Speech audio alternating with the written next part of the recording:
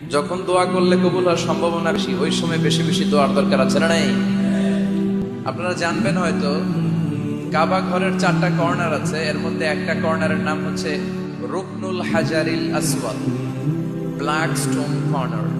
এই হাজারুল আসওয়াদের এই কর্নারে একটা পাথর আছে। এই পাথরটাতে চুমু দেওয়ার জন্য লোকজন ধাক্কাধাক্কি করে। আপনারা যারা হজ উমরা গিয়েছেন দেখছেন না, সালাম ফিরানোর সময় ইমাম সাহেব যখন সালাম ফিরায় আসসালামু আলাইকুম রাহমাতুল্লাহ, পিছনে সব মুসল্লিরা দ্বিতীয় সালাম ইমামের আগে ফিরায় ফেলে। ওরাই দায়িত্ব নিয়ে কয় আসসালামু আলাইকুম রাহমাতুল্লাহ, নিজেরাই সালাম ফিরায়া চুমু দেওয়ার জন্য দৌড়। আছে না নাই? এই হাজারুল আসাদের চুমু দেওয়ার কারণ হচ্ছে এই পাথরে চুমু দিলে যিনি চুমু দেয় তার গুণাগুলো এই পাথর টেনে নেয়।